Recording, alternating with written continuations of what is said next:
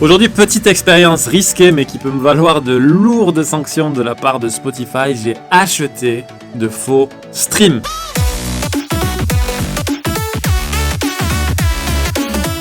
Salut YouTube, je m'appelle Ash, je suis DJ et producteur de musique électronique depuis 10 ans et sur ma chaîne on parle de musique et de marketing et l'idée c'est de vous montrer que les deux peuvent être compatibles.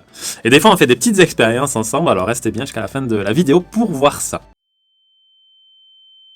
Alors non, j'ai pas directement acheté de faux streams, c'est un petit peu différent. Alors si vous voulez acheter de faux streams, c'est ultra facile et c'est possible, une simple recherche Google suffit et vous allez tomber sur des centaines d'agences de promotion musicale qui sont en fait des revendeurs de faux trafic. Donc il y a des sites qui existent, alors je sais pas pourquoi la plupart ils sont indiens, mais qui sont en fait des grossistes de faux trafic, du trafic de bots. Et là, vous pouvez acheter tout ce qui existe. Il y a des faux likes, des faux followers, des faux commentaires, des fausses reviews sur Google, sur TripAdvisor, des fausses visites sur votre site. Et il y a aussi des faux streams pour les plateformes de streaming. Et ces sites-là, ils peuvent fonctionner avec ce qu'on appelle une API. Alors une API, c'est une Application Programming Interface. C'est-à-dire que c'est automatisable par n'importe qui. C'est-à-dire que moi, demain, je peux très bien créer un site, créer différents produits, différents packages, où je vous mets une certaine promotion musicale, un certain tarif avec... Je vous promets d'atteindre tant de nouvelles personnes. Vous payez et automatiquement, ça va commander chez ce grossiste et vous envoyer un certain nombre de streams. Et en 24 ou 72 heures, vous les aurez. Bien entendu, je prends une très grosse marge pour ce service.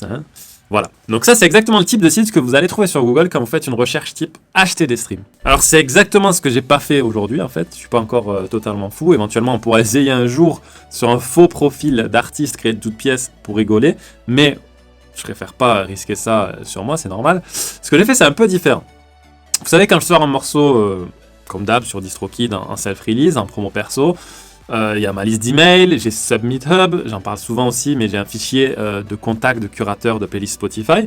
Et parmi ces curateurs, il y a des artistes comme vous et moi qui se cassent le cul à créer une audience organique jour après jour autour de leur musique ou de leur mouvement musical ou de leur style. Donc avec ces gens-là, s'ils aiment bien notre musique, ils peuvent la partager gratuitement où on peut éventuellement faire des échanges de placement de playlists. Parmi ces curateurs, il y a quelques petits malins, des petits snakes, qui font un petit peu comme les sites dont je vous ai parlé avant, mais en one-to-one, en fait, ils font l'intermédiaire. En fait, c'est un peu comme les mecs qui vont vous aborder dans la rue pour vendre des trucs chelous, quoi. Vous allez leur envoyer votre mail avec votre morceau à playlister, votre pitch, ok, et eux, ils vont vous répondre en disant que pour une somme allant de 10, 20, 30, 40, 50, 100 euros, ils vont vous promettre un certain nombre de streams. Et c'est ça que j'ai voulu essayer aujourd'hui. Donc j'ai pris un de ces mecs au hasard, sachant pertinemment à quoi m'attendre, et je lui ai envoyé 10 euros sur PayPal, et voici ce qui est arrivé. Donc on peut voir ça dans mon interface Spotify pour artistes. Le mec m'a placé dans des playlists complètement éclatées, complètement dégueulasses. J'ai gagné environ 2000 streams, je crois, en 72 heures sur mon morceau. Et ces 2000 streams, je crois qu'ils venaient d'une seule ville. Je crois que c'était Phoenix aux USA. Et c'est tout, voilà. Donc aucune retombée, aucun follower sur Insta, aucun nouveau abonné sur Spotify, rien. C'est comme si je roulais en voiture, tranquille, rond-point, j'ouvre la fenêtre et je prends un billet de 10 euros, je le jette. Donc voilà, je voulais tester avec vous et vous montrer l'inutilité de ce geste. Alors pourquoi les faux streams sont nocifs? Pour un certain nombre de raisons. Déjà, les royalties de streaming de plateformes telles que Spotify et Apple Music, elles sont payées à partir d'une réserve fixe d'argent disponible pour tous les artistes qui publient leur musique. Ça veut dire que lorsqu'un artiste reçoit des royalties provenant de faux streams, en fait, il est en train de prendre injustement de l'argent dans cette réserve. Donc en quelque sorte, il vole de l'argent aux autres artistes qui, eux, sont légitimes. C'est considéré comme une sorte d'escroquerie par Spotify, et les artistes qui reçoivent ça risquent d'être bannis à vie et de voir leurs morceaux retirés. Dans certains cas, ça peut même valoir des poursuites judiciaires. On se souvient tous du mec qui avait trouvé une faille et qui faisait des millions d'euros par mois à auto-streamer ses faux morceaux. Là, au début de cette année, Spotify a supprimé de la plateforme, selon certains rapports, jusqu'à 750 000 morceaux. Spotify a déclaré que les chansons supprimées avaient reçu des streams provenant de fausses playlists et de faux services de marketing qui allaient à l'encontre des termes et conditions de l'utilisation de la plateforme. Dure leçon pour les contrevenants et c'est la raison pour laquelle vous ne devriez pas céder à cette tentation. Aussi, payer pour apparaître dans des playlists Spotify s'appelle du payola.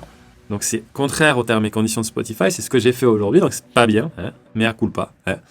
Ce qu'il faut comprendre, c'est que payer pour apparaître dans des playlists, à 95% des cas, c'est exactement comme si vous achetiez de faux streams directement chez le grossiste dont je parlais avant. C'est juste que vous les paierez plus cher. Retenez bien ça. Il faut arrêter de se mentir à soi-même. Il n'y a pas vraiment de playlist miracle, il n'y a pas vraiment de service de marketing miracle. Retenez bien ça. Sauf rare exception, le placement dans des playlists Spotify payantes est de l'achat de faux streams déguisés. Donc si au cours de votre carrière, vous rencontrez de vrais curateurs passionnés qui envoient du vrai stream, notez-les quelque part. Faites-vous un fichier Excel ou une Google Sheet et chérissez ces personnes. Créez une vraie relation de confiance avec eux parce que croyez-moi, ce genre de personnes, ça court pas les rues. Conclusion, faites attention à vous et à votre carrière. Les erreurs que vous faites aujourd'hui peuvent très bien vous retomber dessus demain. Et s'il y avait une règle générale, c'est que si c'est trop beau pour être vrai, c'est qu'il y a anguille sous roche ou triton sous rocher, comme dirait un ancien collègue. N'oubliez pas de vous abonner pour ne pas rater mes prochaines vidéos et aussi peut-être de prochaines expériences aussi peu fructueuses. Vous pouvez envoyer cette vidéo à un ami désespéré qui a acheté des faux streams et qui est dégoûté.